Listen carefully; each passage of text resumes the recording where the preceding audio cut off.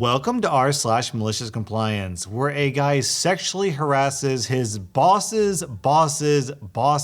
boss. When I was commissioned into the Air Force, the officer who conducted the ceremony was a female 3-star general. She looked like your typical short, fit, friendly, middle-aged soccer mom, relevant to the story. Extremely nice and personable, and an alumna of my university. At breakfast beforehand, we were sharing a table, and she and my dad, a lieutenant colonel at the time, were talking. The general told a story of when she first showed up at a new base for her first posting as 3-star. While running on the track, a guy comes up and starts to run alongside her, asking if she just got there, etc. It quickly becomes very obvious he's hitting on her, so she turns him down and mentions she has a husband. He is not deterred and keeps on hitting on her. The man goes right on talking about how in shape he is, how good looking he is, how they should get together, etc. Also asking questions like, well, is your husband at the base yet? Are you staying by yourself in the TLF?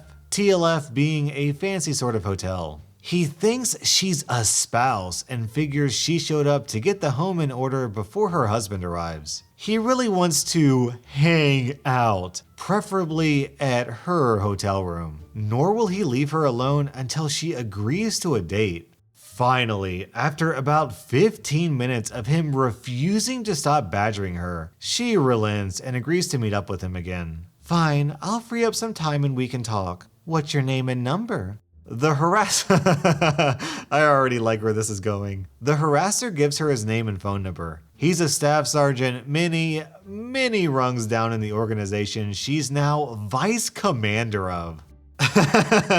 Later that day, he was ordered to report to her office in service dress at 7:30 a.m. the next morning, along with his supervisor, his first sergeant, and his commander.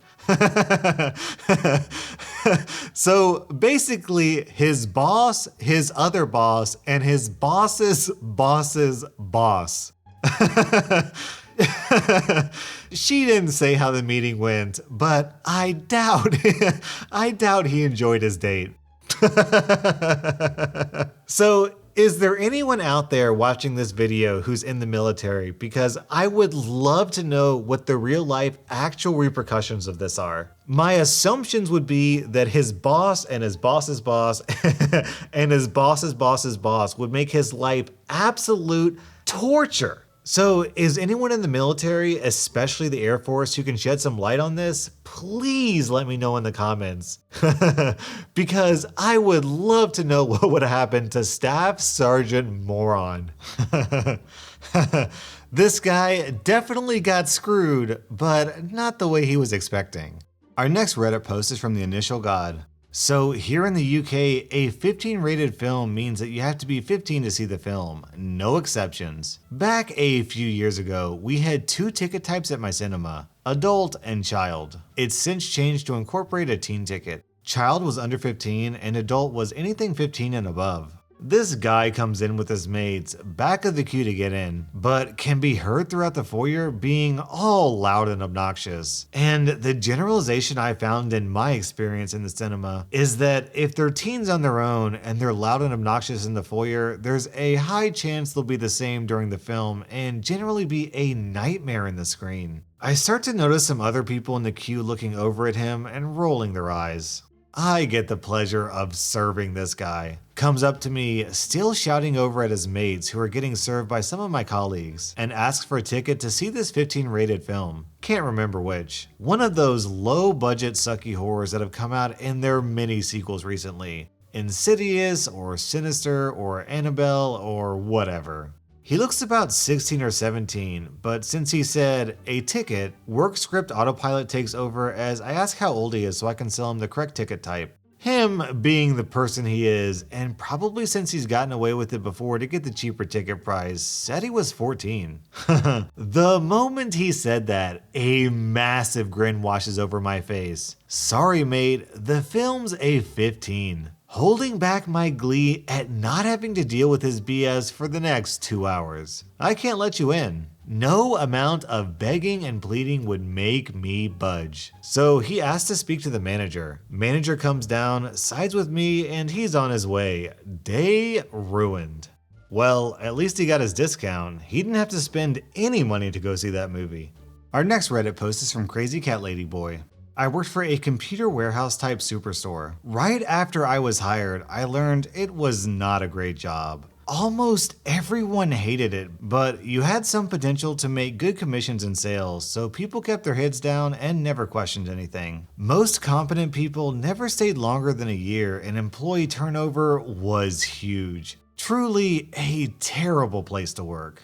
I had recently sold my computer store and was taking a year off. After a few months, I got bored and got this job as a part-time to get me out of the house and supplement the cash flow from the computer store sale. Being in this position gave me some freedom some of the other people who worked there didn't have. If someone was complaining about something, I was more than happy to bring it up with management since I didn't care if I got fired. I'm pretty sure the store manager hated me. Dress code for the guys was white button-down shirt, tie, and some form of Dockers type pants. Since this job didn't pay much for non-sales staff, many employees had cheap, ill-fitting button-down shirts and one cheap tie. Honestly, the staff would have looked better in a store-branded t-shirt or polo shirt. But since this store was crazy cheap, that would cost them overhead, and you can't have that. I've got a collection of some really nice ties I'd collected over the past 15 years or so. Mostly vintage silks from the 50s and 60s. I actually hardly ever wore ties, but collecting them was a little hobby of mine. If I saw a particularly nice one, I'd nab it. One morning, I was getting ready and managed to forget my tie. It was about a 40-minute drive to work, and I noticed my missing tie when I got out of my car at work. No big deal, I thought. Nope, wrong. About an hour into my shift, I get pulled aside by my direct manager. I explain I somehow forgot about my tie and didn't really think it was a big deal. I also explained I was 40 minutes away from home and didn't have time to go back before my shift started. My direct manager was pretty cool, but he has his stupid rules to follow, so I get passed over to HR and the store manager. The store manager acted like I just poured epoxy into all the toilets. He was crazy pissed at me. He lectured me for 25 minutes about the importance of the dress code, how those that don't follow it aren't team players, and how, if it happens again, I'll be looking for a new job. He actually made me read the section in the employee handbook on the dress code, so I knew it and could follow it to the letter. All this over a tie.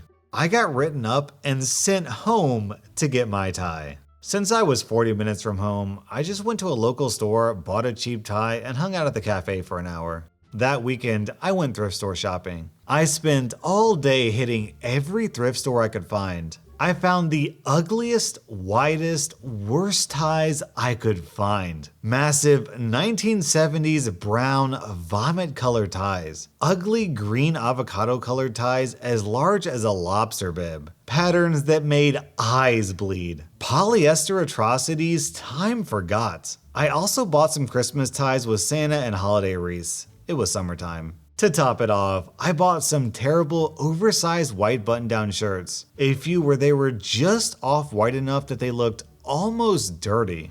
My next day at work, I went from being the guy who looked fairly sharp to someone who looked like they escaped a mental ward in the 70s. My direct manager saw me and started to laugh. He got it. He just patted me on the back and I was back to work. The store manager saw me later in the day and was not pleased. But since there was no wording in the employee guidelines on ties being within reason or shirts fitting, he couldn't do anything. I'm sure he thought it was just a fluke for the day. Sadly, he was wrong. My ties just got worse and worse as I uncovered them in thrift stores and garage sales over the next few weeks. I'd tie them short or uneven so the back hung lower from the front. I'd triple wrap a 4-in-hand knot to make it look wrong and sideways. I found so many, I started giving other people these terrible ties. And within a few weeks, 1/4 of the people in my department looked completely ridiculous. I ended up quitting about a month or so later. My last day at work, I distributed all of my atrocities to everyone I knew at work to let my tie legacy live on.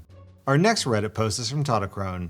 This is the story of my former employer. I work in the Northeast US, and my employer at the time was a very small company, boss and 5 employees, in a very specific industry where 90% of our work was on construction sites. And finding a well-qualified person in this very specific industry is a very, very hard thing to do. My boss was the kind of boss that every employee hates. Corners were cut every possible way in order to keep overhead costs down. On top of that, he would constantly overbook on jobs, like signing contracts for 6 projects during the same week, knowing full well that he only has 5 employees, which would result in the employees often working 14-hour days or more, which really sucks when you're on salary, no overtime.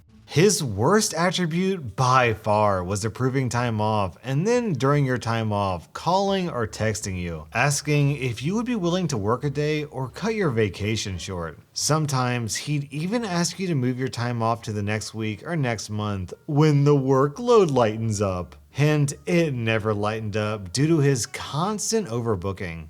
After working at this company for 6 years, I got used to all the aforementioned annoyances. But then things changed. My son was born. In the months leading up to his birth, I made it very clear that I would be taking a 5-week unpaid leave of absence once he arrives. The state we're in allows new parents to take up to 8 weeks of unpaid leave. I told my boss that I know 8 weeks would be a huge strain on such a small company. So I was willing to take 5 weeks, but those 5 weeks would be completely off the grid. Meaning, don't call me, don't text me. If you're going to ask me to do anything work related, the answer will be no, so don't bother. I'm going to be spending time with my family. He 100% agreed. My son was born on a Friday, and after a short stay in the NICU, don't worry, he's fine, was released on Monday, and we took him home. Tuesday morning, yeah, the next day,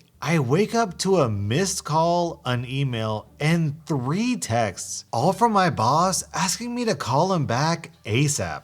For reasons still unknown to me to this day, I call him back, and he tells me there's a slight emergency. Code speak for he screwed up the scheduling and has a job with no employee at it, and asks if I could maybe come into work that day and maybe work a couple more days that week until he finds someone to cover it. I lost it. I literally felt something in my neck snap and unleashed a verbal assault on him that I still feel bad about now, a year later. I ended my rant with an apology. As much of a dick move it was for him to be calling me in that situation, it was still completely unprofessional of me to say what I said to him. Obviously, he wasn't a big fan of what I said, and after a small rant of his own, ended with the sentences that made this whole story possible.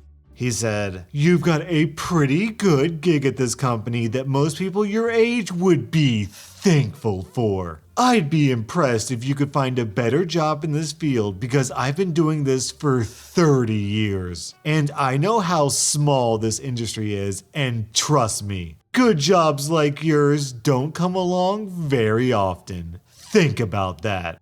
So we ended the call, and I did what he said. I thought about it. After thinking about it for about 30 seconds, I got out of bed, sat down in front of my computer, and started looking at job postings. 5 weeks later, my time off came to an end, and my first day back I came into work, walked into my boss's office, and handed him a piece of paper. "What's this?" "I thought about what you said, about how you'd be really impressed if I could find a better job than the one I have here. So I did." My boss reads over what I handed him. A job offer from a competitor for the exact same job I was performing, but at a 25% higher salary. An extra week of paid vacation compared to what I had, and a stipulation that company policy was that work hours are capped at 8 per day, meaning that once I hit 8 hours on a job, I pack up and leave until tomorrow. No exceptions.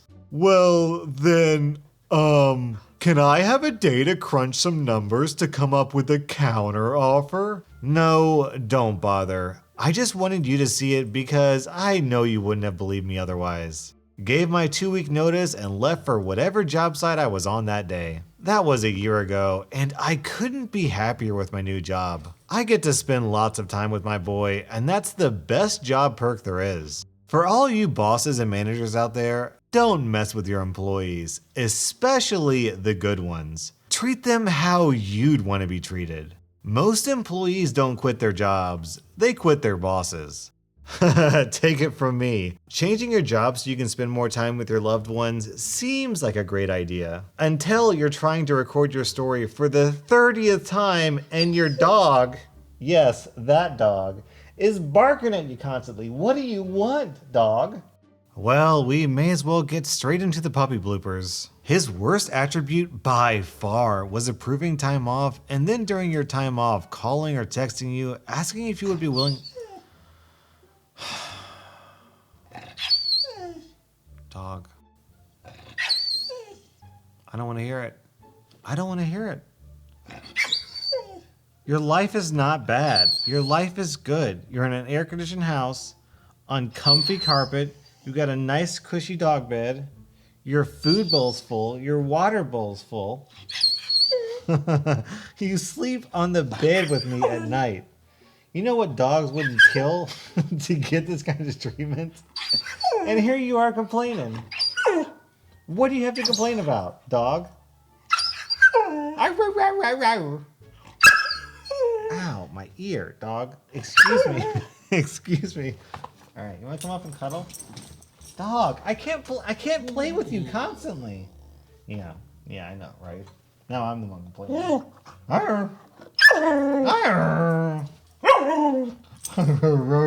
Asking, dog. His worst attribute by far. But then things changed. My son was born. Dog, please. Fast forward to my son's birth. He was